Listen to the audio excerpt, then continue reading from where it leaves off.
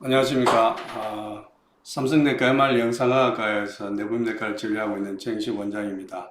오늘 제가 강의할 내용은 당뇨병 맞춤 치료 시대에 제2형 당뇨병이 다 같은 당뇨병이 아니라는 제목을 가지고 강의를 하려고 합니다. 저희 삼성내과 MR 영상학과는 저희 소화기내과와 내분비내과와 류마티스내과 또 영상학과 전문의 선생님들로 구성되어 있습니다. 검진과 또 진료 이런 것들 같이 시행하고 있고요. 부산의 하단이라는 곳에 위치하고 있습니다. 제가 오늘 강의할 내용의 키포인트는 제2형 당뇨병이 같은 당뇨병인데 왜 약이 다르고 합병증이 다를까?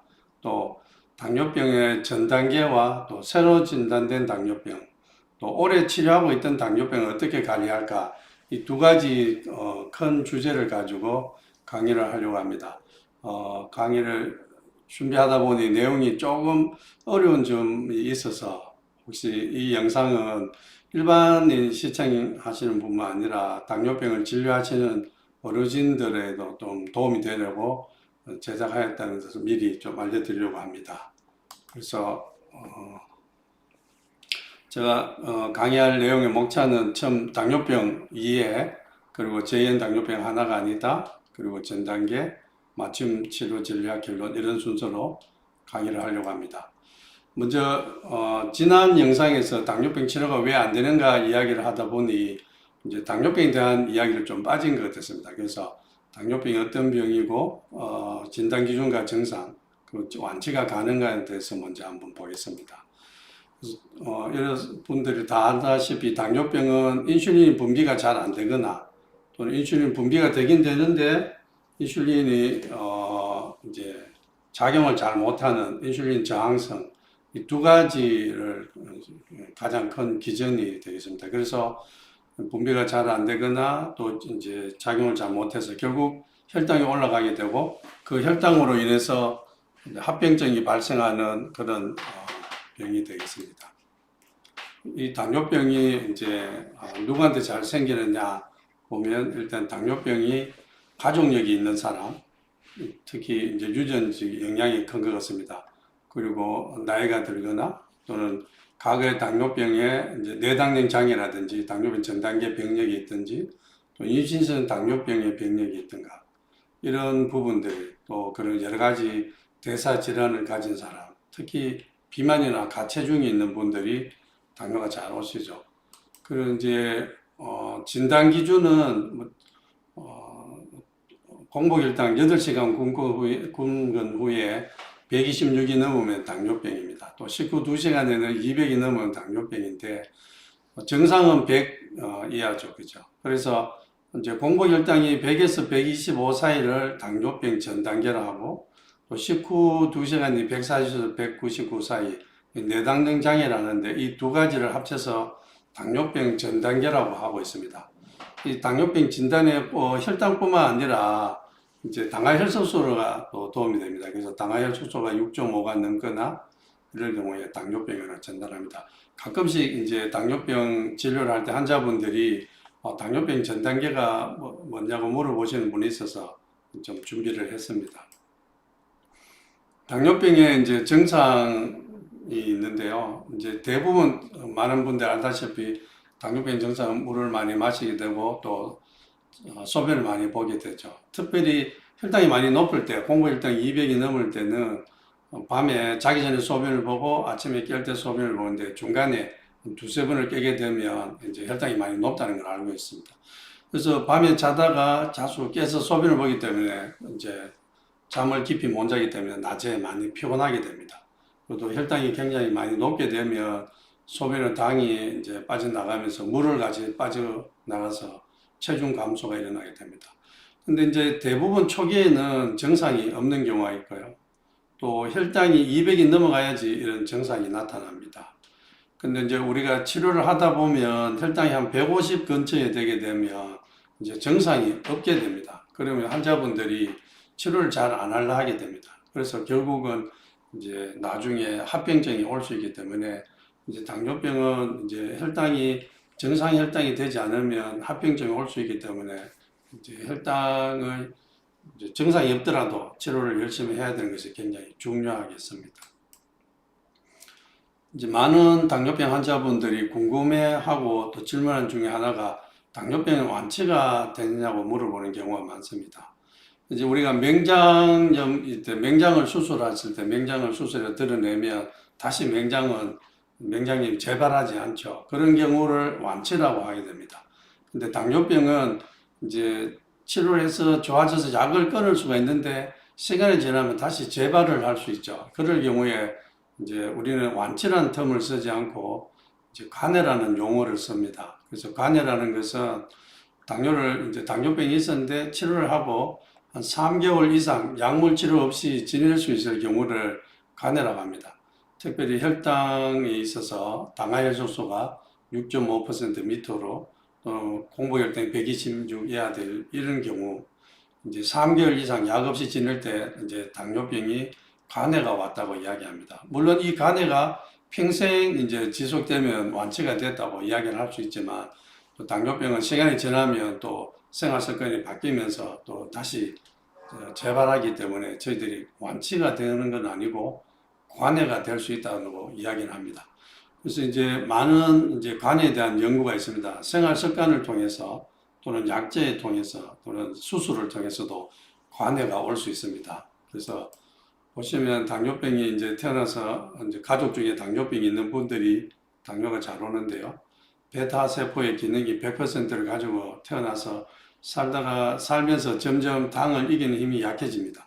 그 대표적인 원 중에 하나는 이제 과당이라든지 또 운동 부족, 비만증, 스트레스 이런 것이 있을수록 뇌당량이 감소하고 당뇨병이 발생하게 됩니다.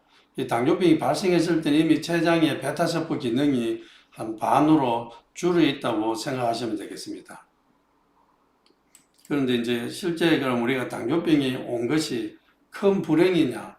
물론 당뇨병이 없으면 더 좋지만 당뇨병이 생긴 자체가 간혹은 좋은 점이 있을 수 있습니다. 제가 환자분들에게 당뇨병이 없었으면 그냥 그렇게 살아갔을 건데 당뇨병이 이제 생기면서 삶을 바꾸게 되는 거죠. 그래서 이제 체중을 줄이고 운동을 많이 하게 되면 이제 건강이 더 회복될 수 있습니다. 그래서 초기에 또 열심히 하게 되면 당뇨병이 관해가 올 수 있습니다. 그래서 당뇨병은 온 것이 불행이 아니고 또 당뇨병을 통해서 건강을 찾을 수도 있는 그런 걸 생각해 볼 수 있습니다.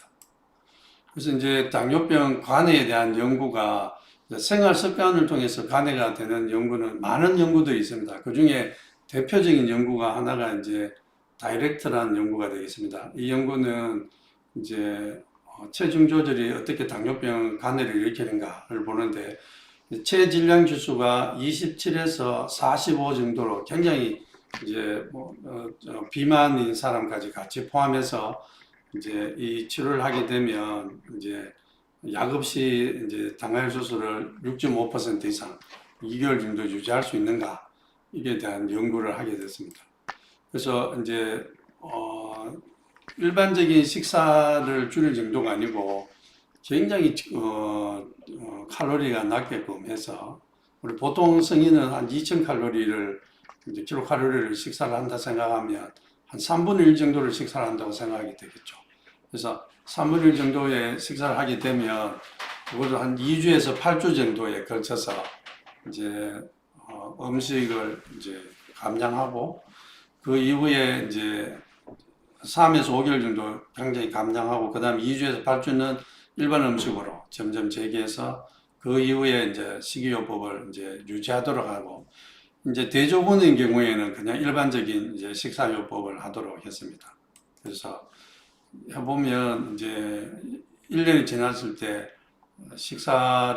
체중을 줄인 그룹에서 46%에서 당뇨병 약제를 끊고 지낼 수가 있고 2년에 걸친 연구를 했을 때는 36%에서 당뇨병이 관해가 온 걸 볼 수 있습니다. 반대로 대조 그룹은 약 4%, 3%로 그렇게 당뇨병이 관해가 오지 않았습니다. 체중은 얼마나 줄였느냐? 12개월 때 15kg 이상의 체중을 감량하니까 86%에서 당뇨병에 관해가 왔었고요. 이제 10에서 15kg 줄이면 한 57%, 5kg 미만 감량은 7%. 그래서 당뇨병이 왔을 때 체중을 감량을 하게 되면 당뇨병이 좋아진다는 것을 이제 연구가 되겠습니다.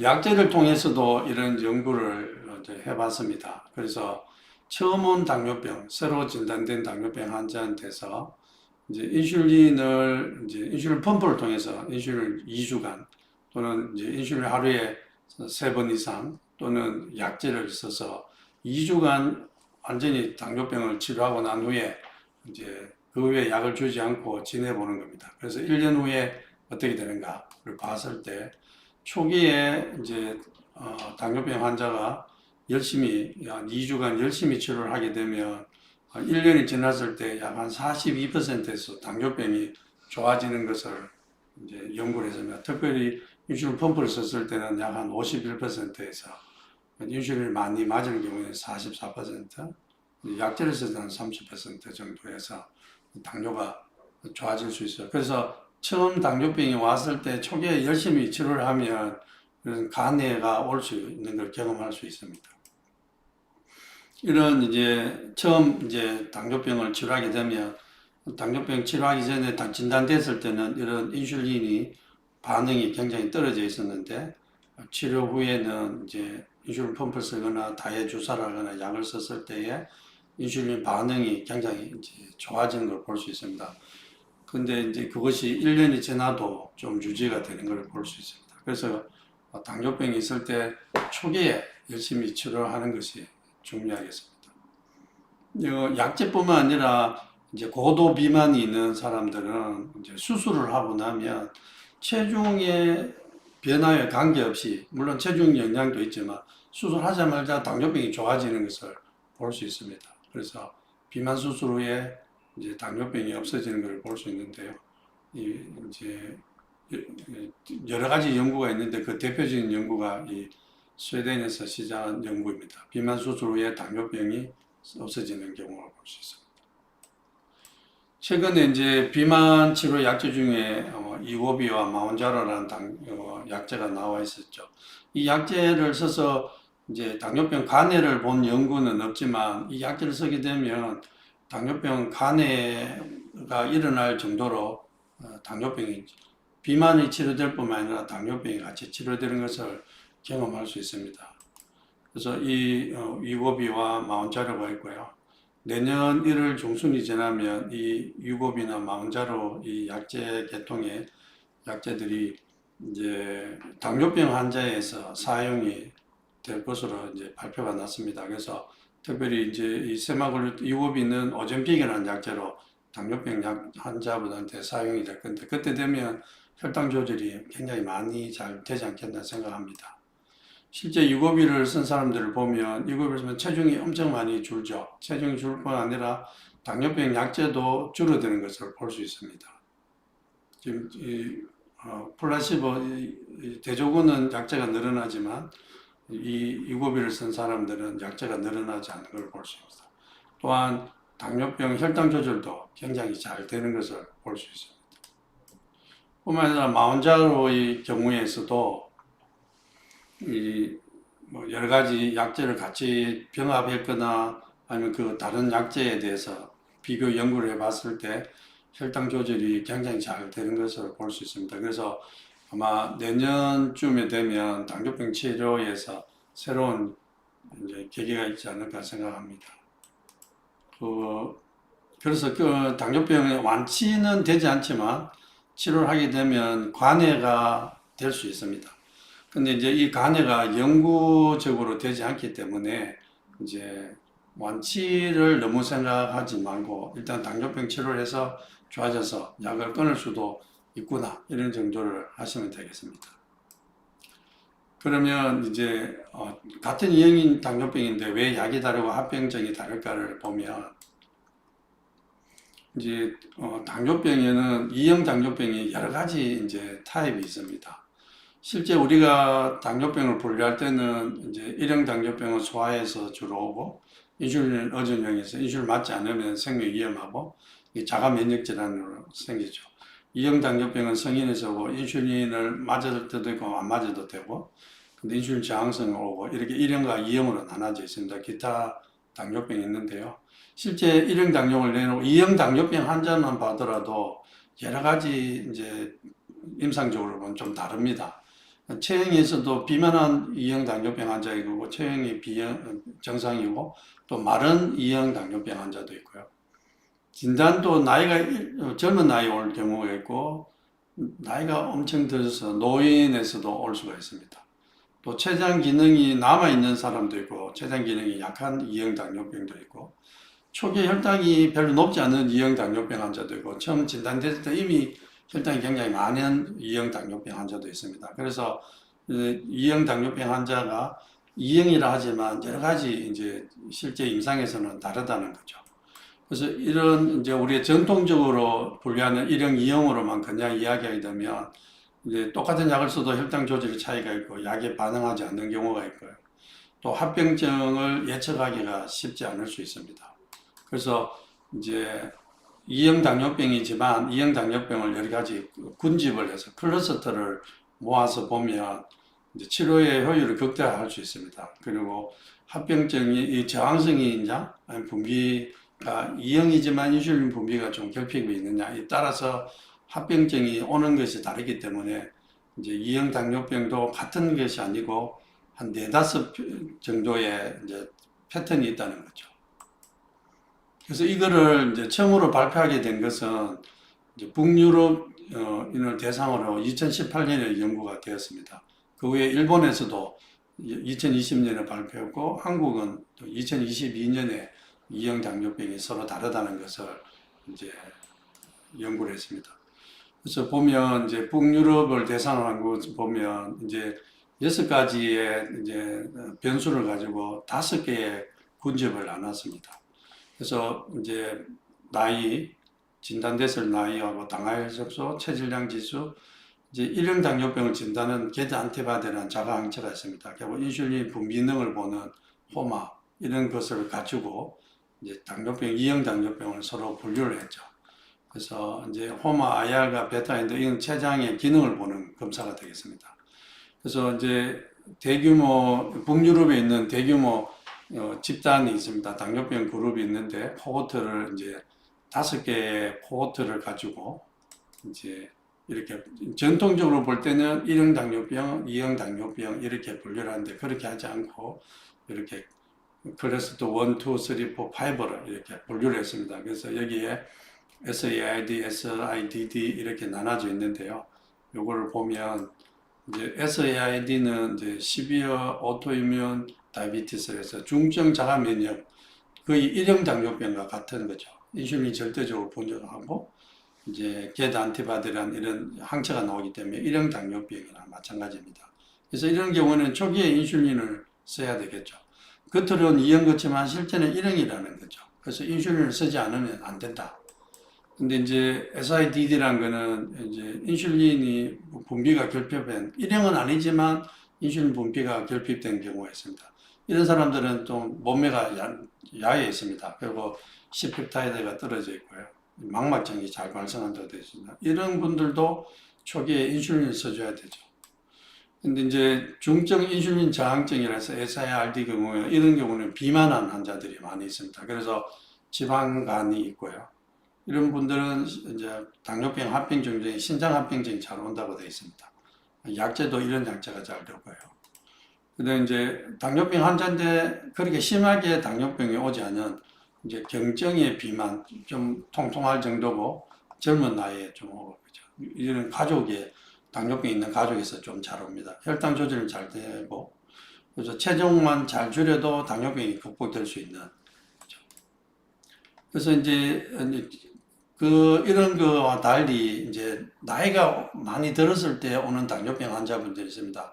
그래서 우리가 과거에는 이제 뭐 수명이 한 65세 평균 수명이었으면 당뇨병이 태어나기 전에 사망을 했기 때문에 당뇨병이 안 왔을 건데 지금 이제 오래 살기 때문에 고령이 돼서 당뇨병이 올 수가 있습니다. 그래서 이런 65세 이상이 서서히 발생하고 저혈당 위험도 적고 혈당도 그렇게 많이 높지 않습니다. 그래서 이런 분들은 상대적으로 치료도 그렇게 많이 심하게 세게 하지 않아도 되죠. 왜냐하면 당뇨병 진단받고 합병증이 오려면 10년에서 20년 걸리는데 이제 65세 이상의 당뇨병이 왔기 때문에 합병증이 오기도 전에 뭐 이제 그 여명을 달리할 수 있기 때문에 이런 분들은 합병증보다 이제 넘어지거나 다치거나 이런 것들이 더 중요할 수 있습니다.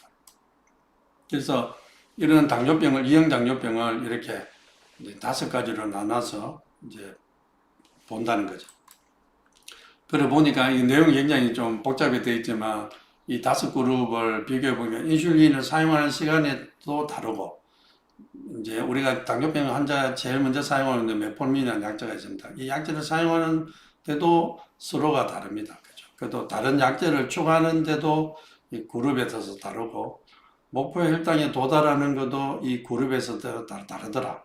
그래서 이 복잡한 걸 제가 다 설명하기는 그렇고 일단 이제 젊은 나이에 잘 오는 MOD나 MARD는 빨리 치료가 잘 되고 이제 인슐린이 모자라거나 중증의 비만일 경우에는 치료가 잘 안 되더라. 그래서 이런 당뇨병 환자는 치료가 잘 되고 이 사람은 잘 안 된다. 이형이라도. 그래서 거기 맞춰서 치료를 하라. 이렇게 되어 있습니다. 또 합병증도 보면 만성콩백증은 이제 11 인슐린 레지스턴스에서 아주 비만인 사람들 잘 오고 거대 단백뇨, 소비는 단백뇨도 이런 비만한테는 잘 오고 말기 신부전도 이제 이 SIRD 타입은 잘 오는 게 되습니다. 반면에 인슐린이 모자라는 이 SIDD 타입에는 망막증이 잘 오는 것 되어 있습니다. 또한 비만일 경우에 관상동맥도 잘 오더라. 그래서 당뇨병 환자가 E형이지만 이 우리가 분류를 해보면 이제 합병증도 다르게 오더라. 이런 것들을 알 수 있습니다. 그래서 SID는 젊은 나이에 오고, 이거는 MARD는 노년에 잘 오고, 이제 케톤 산증이 있고, 망막증이 잘 오고, 이 경미하고 치료가 잘 되고, 이렇게 당뇨병이 이제 서로가 5가지 타입으로 다르게 볼 수 있다는 거죠. 그래서 이제 우리가 당연히 유럽인이나 중국 사람, 일본 사람이나 중국 사람, 한국 사람이 아시아인과 유럽인이 다를 거라는 생각이 들지 않습니까? 그런 연구에서도 초기에 인슐린의 분비가 차이가 있는데, 그래서 이제 저런 북유럽인하고 아시아인은 차이가 있을까 이런 궁금증이 당연히 있었겠죠. 그래서 일본에서도 그러면 후쿠시마에서 이제 거기는 이제 만성 콩팥 질환을 하는 코호트가 있는데 그걸 대상으로 똑같은 이제 북유럽하고 같은 방법으로 이 변수를 나눠봤습니다. 그래서 일본 사람도 나눠보니까 거의 비슷하게 나왔습니다. 그래서 합병증이 생기는 거나 이제 간상동맥질이나 이런 것들을 보면 일본인의 I형이나 유럽이나에서 거의 비슷한 결과를 보였습니다. 그래서 제2형 당뇨병은 똑같지 않고 한 5가지 타입으로 나눌 수 있습니다. 그래서 한국인을 대상으로 한 연구는 저렇게 북유럽처럼 저렇게 5그룹으로 나누지 않고 이제 인슐린 저항성과 인슐린 이제 베타세포 기능자 이 2가지로만 이제 그룹을 나눴습니다. 그렇게 한 이유 중에 하나는 이 제대로 항체 검사를 우리가 막 다 하기가 쉽지 않습니다. 그래서 일형 당뇨병은 좀 제어를 시키는 뜻에서 제도 안티바디를 다 하기가 힘들다. 그리고 또 신규 환자를 다 모으기가 쉽지 않아서 이제 좀 진단에 좀 편리를 위해서 한국에서는 이제 4가지 타입만 우리 E형에서 많은 I형 연구를 했습니다. 그래서 정정에서 이제 췌장의 베타세포가 잘 보존되어 있는 그룹을 대상으로 이제 기준으로 삼아서 인슐린 저항성 있고 베타세포 부전이 있는 경우하고 중증으로 인슐린 저항성 있고 경증이 베타세포 부전, 중증의 인슐린 저항과 중증의 베타세포 부전으로 이렇게 이제 그룹으로 나눠서 이제 비교를 해봤습니다. 그래 보니까 이제 간이나 이제 지방 이런 것이 많은 사람, 이제 이런 보면 만성 콩팥 질환이나 이제 간의 지방증이라든지 망막증 이런 것들이 서로가 다르게 나타나는 것을 볼 수 있습니다. 그래서 한국인의 이제 대상의 합병증에서도 보면 이제 I형 연구가 유럽의 연구나 비슷한 그런 것을 볼 수 있습니다. 그래서 이런 I형 연구를 해보니 이제 조기에 분류를 하게 되면 이제 조기에 이제 개입을 해서 합병증을 예방하자 이런 게 됐습니다. 그래서 이제 맞춤 치료 중에 아형 연구를 한, 그래서 연구의 의미는 당뇨병이 이제 하나의 질병이 아니고 이제 클러스터에 따라서 집중해야 할 목표가 다르다는 거죠. 즉, 중증으로 인슐린 결핍할 때는 이제 베타 세포를 보호하고 인슐린 분비 촉진제가 잘 될 것이고, 인슐린 결핍을 보호해 줘야 되고, 인슐린 저항성이 심한 경우에는 인슐린 저항을 개선하는 약제를 써줘야 되고, 인슐린 저항도 있으면 결핍도 있으면서 저항성이 있을 경우는 굉장히 심하다. 이때는 여러 가지 약제를 동시에 치료해서 약을 치료하자 이렇게 되어 있습니다. 그럼 우리가 이제 실제 이제 진료 현장에서는 그러면 이런 걸 어떻게 적용할 것인가? 이제 환자분이 왔을 때 이제 발병 연령을 보고 이제 얼마나 오랫동안 당뇨를 앓았는가, 그다음 가족력이 있는가, 체질량 지수를 보고 비만한지 그렇지 않는지, 몸이 야해있는지를 봅니다. 그리고 혈당과 인슐린을 검사해서 호마라는 검사를 해서 인슐린 저항성이 있는지를 보고요. 이제 환자분이 인슐린 결핍이 보이면 겟 안티바디를 해서 일형인지 아닌지를 구분하고, 비만이 있는 경우에 간 초음파를 해서 지방간이 있는지를 보고, 이렇게 요 정도의 검사를 통해서 이렇게 임상적으로 이형 당뇨병을 분류해서 진료를 하면 되고, 환자분들도 당뇨병이 왔을 때 내가 어떤 데 속하는지 이런 것들이 도움이 될 거라 생각을 합니다. 그러면 이제 분류에 따른 제2형 당뇨병은 다 같지 않다는 것에 대해서 이제 제가 말씀을 드렸고요. 당뇨병이 왔을 때 전 단계와 또 새로 진단된 당뇨병, 오래 치료한 당뇨병은 어떻게 관리할 것인가, 여기에 대한 이제 내용을 짧게 이야기해 드리도록 하겠습니다. 그래서 이제 보시면 당뇨병 전 단계 이제 골든 타임이죠. 이 전 단계를 빨리 잘 관리하면 진행되지 않겠죠, 그죠? 그리고 초기에 처음 진단되거나 또 초기 당뇨병 환자에 대한 연구도 있습니다. 이미 병이 진행된 이런 임상 연구가 있는데요. 이제 우리나라의 당뇨병 전 단계가 지금 1,400만 명이 된다 하고, 당뇨병 전 단계는 10년이 지나면 반에서 당뇨병이 올 수 있습니다. 그래서 전 단계가 있을 때 잘 관리를 하는 것이 중요하겠죠.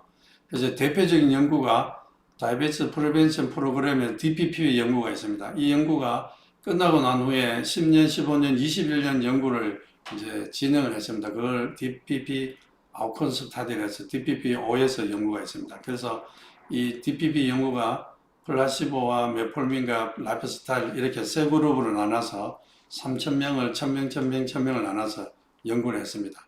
이 연구를 보면 처음 DPP 연구를 보면 이제 3,000명을 1,000명, 1,000명, 1,000명, 그 1,000명 정도로 나눴는데, 대상군을 보면 체질량 지수가 34 정도 되면 엄청 비만한 거죠. 이런 곧 당뇨병이 올 수밖에 없는 이런 비만한 이런 그룹을 데리고, 그 당시에 당뇨 자체는 당혈수소가 지금 5.9이기 때문에 당뇨가 오진 않아도 굉장히 비만하고 곧 당뇨가 올 수 있는 이런 당뇨 전 단계인 분들을 데리고 어떻게 연구를 했냐면, 이제 생활 습관을 굉장히 집중적으로 한 사람하고, 이제 당뇨병 약제를 준 그룹하고, 메폴민이라는 약제를 준 그룹, 그리고 그냥 이제 일반적으로 생활한 이 그룹을 나눠서 연구를 했습니다. 그래서 이제 집중적으로 생활 습관을 관리한 그룹은 이제 16번 1대1로, 그죠? 24주간에 매주 한 번씩 만나서 영양 교육과 헬스 트레이닝을 시켰습니다. 그래서 집중적으로 해서 체중을 7% 감량하고 일주일에 150분 이상 운동을 하게 되고, 식단을 짜고 일지도 적고 이제 여러 가지 아주 강력하게 이제 이렇게 집중적으로 개입을 했고요. 이런 분들은 그냥 연 1회 그냥 개별 상담하고 그냥 특별한 권장 사항 없고 그냥 표준화된 이제 그냥 자료만 주고, 이제 채소 먹고 뭐 포화지방 줄여라, 뭐 건강에 좋다는 거 이 정도만 이야기해주고, 한 그룹은 당뇨 약을 주고 한 그룹은 그냥 지내게, 이렇게 해서 연구를 했습니다. 그래서 이제 메포민 그룹은 이제 우리나라에도 많이 쓰는 다이백스라는 글코파지 이렇게 이름 있는 메포민을 1,700mg 하루에 주고요. 이 약분은 그냥 가짜 약을 주고, 이렇게 해서 연구를 시작을 했습니다. 시작했는데 너무 연구가 결과가 확연하게 차이 나서 연구를 조기에 중단했습니다. 이건 이제 이쪽 그룹은 당뇨가 생기고 여기는 적게 생기기 때문에 이건 윤리적인 문제가 생기게 되죠. 연구가 발표 났을 때 이제 일반 자료를 보면 그냥 4.8, 7.8, 11 이렇게 돼 있어서 환자가 별로 발생 안 했나 생각할 수 있습니다. 이 계산 방법에서. 근데 실제 숫자를 보면 한 1000명, 1000명, 1000명 나눴는데 이제 플라시보는 333명이 3분의 1에서 당뇨가 왔고 여기 233, 여기는 145명, 10분의 1 정도에서 당뇨병이 왔기 때문에 집중적으로 생활 습관을 관리하면 당뇨가 너무나 줄어드는 걸 알고 이제 연구를 조기에 중단을 했습니다. 이제 이때 당뇨 약제를 써도 이제 31% 많이 줄어들었죠. 그죠? 그래서 이 연구의 결과는 단기적으로 생활 습관 개선하면 이제 약을 주는 거나 이거보다 더 낫다. 그죠? 이렇게 연구가 결과가 났습니다. 그래서 이제 이 연구가 끝나고 나니까 이제 좀 아깝지 않겠습니까? 그래서 생활 습관군한테는 더 이상 계속 1대1로 연구를 시키기 힘드니까 이제 배운 대로 열심히 해봐라. 대신 연구를 이제 앞으로 이제 아웃컴이 어떻게 나오는지를 보자. 메폴민하고 이학군 그룹에도 생활 습관군한테 했던 정보를 주고 이렇게 했다. 이렇게 하라. 이렇게 했습니다. 그래서 앞으로 당뇨병이 어떻게 생기는지, 혈당 조절이 어떤지, 미세간 합병증, 대간 합병증이 생기는가를 연구를 했습니다. 그래서 이제 10년쯤 되는데 보면 이제 처음에 이제 열심히 할 때는 이렇게 떨어졌지만 그냥 두게 되면 다시 체중은 다시 정상으로 다시 돌아가는 거 줄었던 것인 거죠. 그래서 메포민 그룹도 이제 체중 상황에는 크게 많이 차이가 안 나게 되죠. 시간이 지나면 다시 돌아간다 이런 것도 우리가 그냥 알 수 있겠습니다. 그래서 이학군이나 메폴민이나 일본들 이쪽에는 생활습관은 거의 이제 비슷하게 된 거죠. 그래서 보면 이제 그래서 10년이 지나서 당뇨병이 생기죠. 그래서 보면 그래도 처음에 열심히 했던 그룹이 더 적게 생기는 걸 볼 수 있습니다. 500명, 400명, 300명. 그렇죠. 그래서 메폴민을 사용한 그룹이 약제는 덜 사용하는 걸 볼 수 있습니다. 이 연구 중간에 메폴민 쓰는 사람들이 약제를 안 쓰니까 다시 당뇨가 더 생기는 걸 볼 수 있습니다. 10년쯤 되니까 위약군들은 아직도 그 당뇨병이 더 잘 생기고 많이 생기는 걸 볼 수 있습니다. 그 약제를 쓴 경우는 그래도 이제 위약군보다는 적게 생기고 처음부터 열심히 생활 습관을 했던 사람들은 당뇨가 상대적으로 덜 생긴 것을 볼 수 있습니다. 그래서 메폴민은 약을 중단하더라도 좀 이득이 있다. 이런 것들을 볼 수 있죠. 10년 지나고 나는데 15년 지나고서는 이제 합병증이 어떻게 되는가를 봤습니다. 그래서 합병증을 보니까 15년째 돼도 이제 마찬가지로 이제 생활 습관을 처음에 열심히 했던 사람에 비해서 위약군이 더 당뇨병이 많이 생기죠. 그래서 처음 라이프 스타일을 굉장히 엄격하게 한 것이 얼마나 중요한 것을 알 수가 있겠습니다. 근데 합병증은 이제 세군이나 별 차이가 없습니다. 미세간 합병증. 그러나 이 그룹 중에서 당뇨병이 생긴 그룹들을 비교해 보니까 당뇨병이 생긴 사람하고 안 생긴 사람 사이에는 합병증이 차이가 났고요. 남자에 비해서 여자분들이 합병증이 적게 생겼습니다. 미세간 합병증이. 그래서 이제 당뇨병의 유병 기간이 짧거나 또는 혈당이 낮거나 이 두 가지가 미세간 합병증에 영향이 있더라 이런 것을 알게 됐습니다. 이 연구가 더 진행해서 이제 21년까지 가서 대혈관 합병증은 어떤가를 봤습니다. 대혈관 합병증을 보려고 21년 지나가 보니까 처음에 위약군은 1080명 중에 968명 거의 당뇨병이 온 거죠. 메폴민을 처음 사용했던 그룹도 거의 한 800명에서 당뇨가 왔고 생활 습관을 열심히 했지만 한 700명에서는 당뇨병이 왔습니다. 그래서 당뇨 전 단계는 시간이 지나면 당뇨병이 온다는 것은 이제 이걸 통해서 볼 수가 있죠. 그렇지만 처음에 열심히 한 사람이 적게 오더라는 건 알 수 있습니다. 대혈관 합병증은 이제 세군 간의 차이가 없다. 이런 것이 이제 알게 됐습니다. 그래서 이제 10년, 15년, 21년 결과가 뭐냐면 당뇨병 전 단계인 사람들은 초기에 생활 습관을 굉장히 열심히 하면 그 이제 예방 효과가 오래 가는 거죠. 그렇지 않으면 당뇨 약제라도 쓰면 효과가 있다. 그죠? 이런 걸 알 수 있습니다. 그래서 미세간 합병증은 당뇨병에 온 그룹이 당뇨병 오지 않는 그룹보다 미세간 합병증이 오더라. 그래서 혈당을 낮추고 당뇨병을 안 생기게 하는 것이 중요하다. 대혈관합병증은 크게 영향이 없었다. 이런 것이 결과가 나왔습니다. 그래서 이제 우리나라 같은 경우에는 이제 그 당뇨병 전 단계인 사람들한테는 그 약제를 쓸 수는 없습니다. 그래서 이걸 어떻게 적용을 하냐면 일단 당뇨병 전 단계는 방치하는 것은 무조건 손해다. 그래서 일단 전 단계일 때 열심히 생활 습관을 관리하셔야 되고 전 단계 바로 지나고 초기인 당뇨병 환자분들이 있습니다. 이런 분들 약제는 안 쓰고 나는 그냥 식사 조절 운동만 열심히 해보겠다 했는데 물론 식사 조절 운동도 하지만 초기에 있는 당뇨병 환자분들은 이런 순한 약제를 미리 써주는 것이 그냥 식사 운동만 하는 것보다 낫다는 것이 의미를 보여줄 수 있는 것입니다. 그리고 합병증은 이제 조기에 당뇨병이 이제 관리를 하게 되면 합병증이 준다. 그래서 생활 습관과 약물을 서로 돕는 동반자로 생각하고 나는 절대 약은 안 먹겠다 이런 것보다는 초기에 약제를 먼저 써서 좋아지면 약제를 끊어도 되기 때문에 간해가 오면 끊어도 되기 때문에 초기에 열심히 한다. 그래서 이제 한국인의 이 연구를 보면 전 단계일 때 물론 약제를 쓸 수 없지만 일단 열심히 생활 습관하고 아주 초기 당뇨병일 때도 약제를 보험으로 쓸 수 있을 때는 쓰는 것이 좋다. 이런 것이 결론이라고 생각합니다. 이때 사용했던 이 메폴민은 실제 이제 원숭이 실험에서 우리 뇌의 노화를 6년간 이제 늦게 진행을 억제하는 걸 볼 수 있습니다. 그래서 이 약제는 암도 예방을 해주고, 그 다음에 노화도 예방해주고, 당뇨병도 예방해주기 때문에 굳이 이 약제를 억지로 복용하지 않는 것보다는 초기 당뇨병일 때는 사용하는 것이 좋겠다 이런 생각을 하게 됩니다. 뒤에는 시간이 거의 다 돼서 짧게 보겠습니다. 이제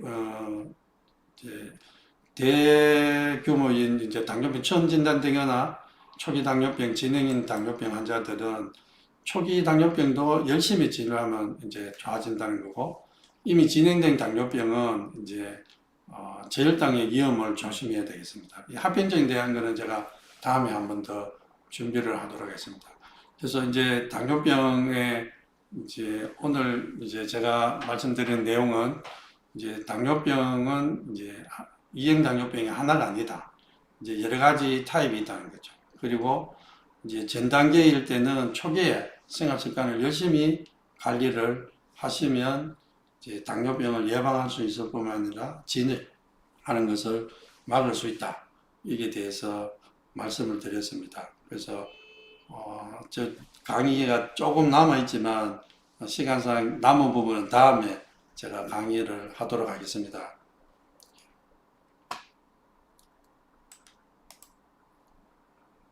그래서 질문이 많이 들어와 있는데요.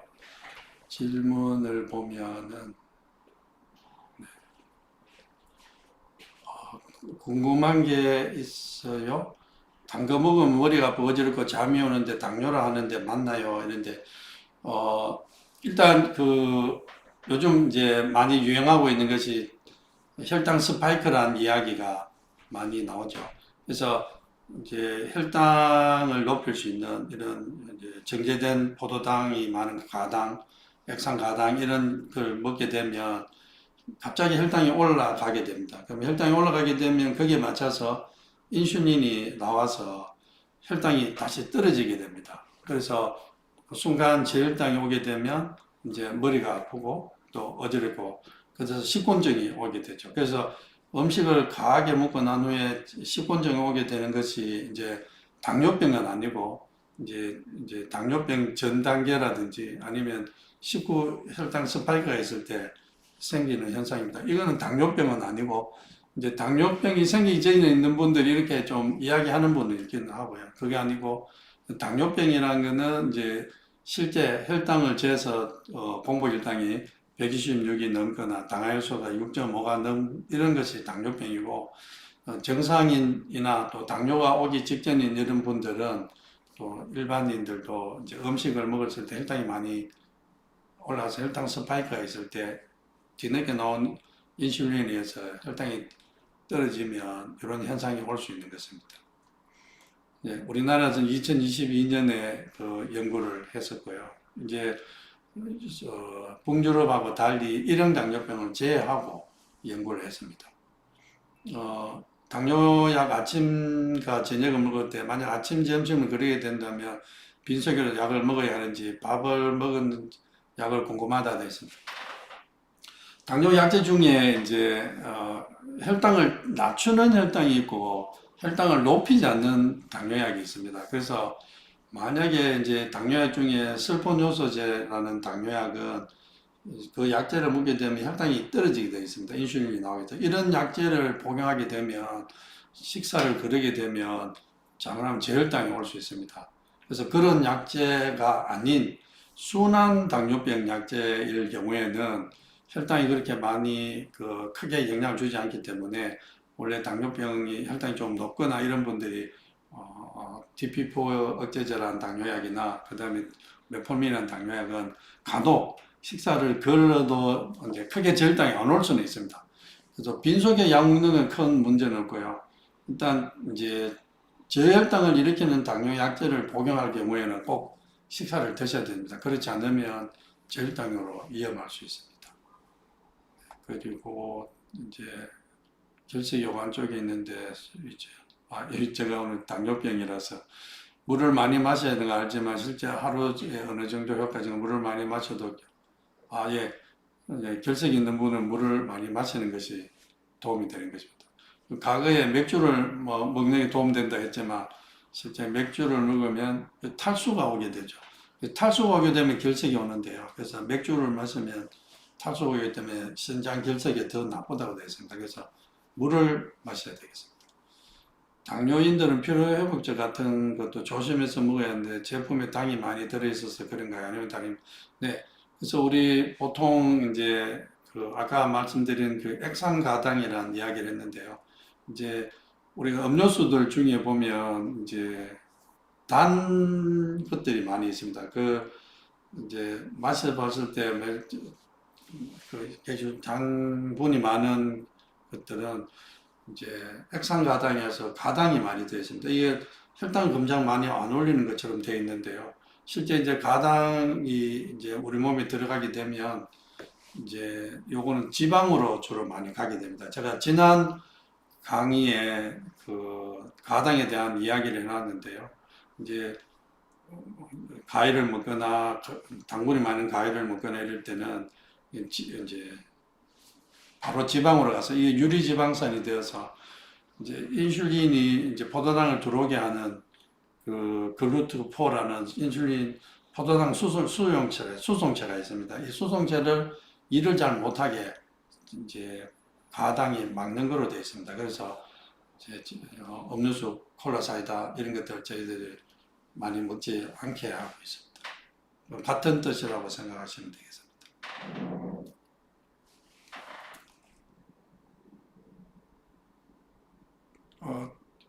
더 질문이 없습니다. 그래서 오늘 이번 강의는 여기서 마치도록 하겠습니다. 감사합니다.